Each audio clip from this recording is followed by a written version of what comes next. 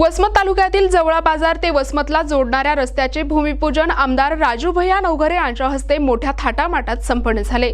या रस्त्यामुळे तब्बल 80 गावे जोडली जाणार आहेत। त्याचप्रमाणे दळणवळणात व्यापारात देखील वाढ होणार आहे। 21 कोटी रुपयांतून हा रस्ता होणार असल्याचे या ठिकाणी बोलले जात आहे। यावेळी आमदार राजू भैया नवघरे यांच्यासह सर्वच पदाधिकारी, कार्यकर्ते आणि जवळा बाजार येथील नागरिक मोठ्या संख्येने उपस्थित होते। आमदार राजू भैया नवघरे यांनी हा रस्ता मंजूर करून आणल्याबद्दल त्यांचे सर्वत्र कौतुक होताना दिसत आहे। वसमत दगडगाव नहाद रस्त्याच्या भूमिपूजनाच्या कार्यक्रमासाठी आपण सगळेजण इथं जमलेले आहोत। जवळपास अंदाजे 21 कोटी रुपयाचा हा रस्ता 18 किलोमीटर लांबीला 3.75 रुंदीचे डांबरीकरण असेल, पुरजळ शिरला गावाजवळ सीसी रस्ता असेल, त्यानंतर 8 नळकांडी पुलाच्या बांधकामाचा आता लवकरच सुरुवात होणार आहे। आणि त्या कामासाठी आपण सगळेजण मागच्या 3 वर्षापासून सातत्यानं आपल्या जवळा बाजारमधील सगळेच व्यापारी असतील, या विभागामध्ये येणारे जवळपास वसमत पासून ते सगळे शेतकरी असतील, यांच्यासाठी अत्यंत महत्त्वाचा हा रस्ता होता।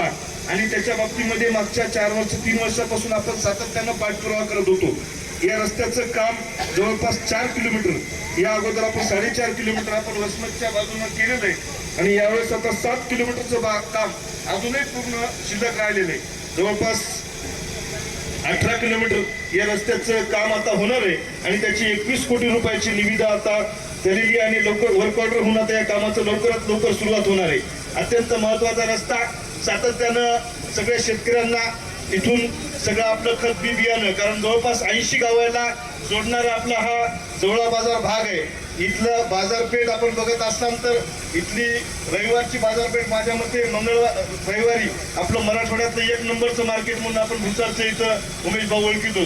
पण या विभागाला येण्यासाठी जे काही महत्त्वाचे रस्ते आहेत त्यामध्ये वसमत पासून जवळा बाजारचा रस्ता असेल आणि आपण जर जवळा बाजारून नालेगावला जर पूल केला तर त्या बाजूचे जवळपास 20 ते 25 गाव आपल्या इथं जोडणार आहेत आणि या अधिवेशनामध्ये आपण त्याला मान्यता आणण्याचा प्रयत्न करणार आहेत। जर नालेगावचा पूल झाला तर तिकडले 40 गावं या जवळा बाजार मार्केटशी जोडण्यात जाणार आहेत। त्या माध्यमातून इथले व्यापारी असतील, शेतकरी असतील, इथला व्यापार वाढल्यानंतर निश्चित शेतकऱ्यांची सुद्धा त्या माध्यमातून प्रगती होणार आहे। त्यामुळं जवळा बाजार एक मोठं गाव आणि विकासापासून थोडीफार तरी तिथं या विकासाला चालना भेटण्यासाठी हा नालेगावचा पूल सुद्धा अत्यंत महत्त्वाचा त्या बाबतीमध्ये राहणार आहे। त्यामुळं पुढच्या काळामध्ये आपण प्रयत्न करून जवळा बाजार नालेगावचा पूल असेल, जवळा बाजारला मागच्या काळामध्ये इथल्या विभागातील शेतकऱ्यांचे प्रश्न मिटवण्यासाठी 500 MVA आपण ट्रान्सफॉर्मर आणला, पण हा ट्रान्सफॉर्मर सुद्धा आता आरामसात कमी पडत आहे। त्यामुळे 132 kVचं काम आपण टाकळ खोक्याला सुरुवात झालेली आहे। प्रतिनिधी नंदू परदेशी, NTV न्यूज मराठी, वसमत, हिंगोली।